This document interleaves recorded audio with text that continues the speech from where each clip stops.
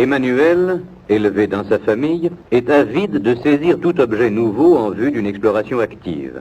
Le passer d'une main à l'autre, le porter à la bouche, par exemple.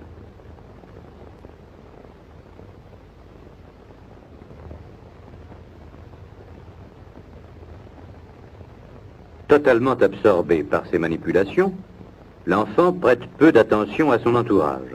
Christine, régulièrement confiée à une crèche de jour, ne semble pas présenter un comportement différent de celui de l'enfant précédent. Elle saisit les cubes des deux mains,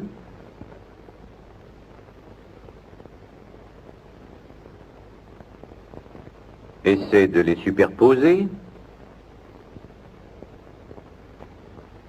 les récupère quand ils tombent. Elle aussi est tout absorbée par son jeu. Ces deux exemples nous ont montré le cas d'enfants dont les conditions familiales offrent toute sécurité. Par contre, lorsque ces conditions sont défavorables, au point de nécessiter un retrait et une hospitalisation, le comportement du nourrisson va s'en ressentir ainsi qu'en... Caroline, dont la mère s'est médiocrement souciée, est anorexique.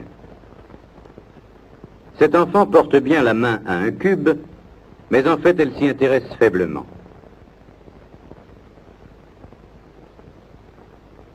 Très souvent, elle jette un regard interrogateur autour d'elle.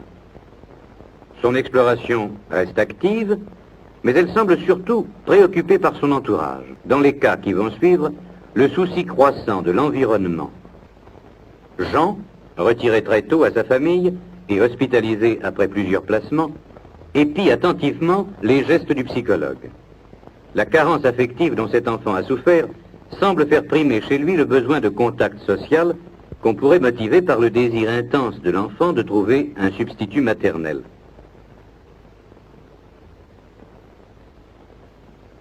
L'intérêt porté aux objets nouveaux est nul. Il acceptera sans résistance, mais sans intérêt véritable, le cube que l'on place dans sa main. Annette, qui est aussi anorexique, a l'attitude figée. Son désintéressement est presque total. L'anxiété grandissante se traduit par des mouvements de lèvres, des clignotements et par une respiration irrégulière.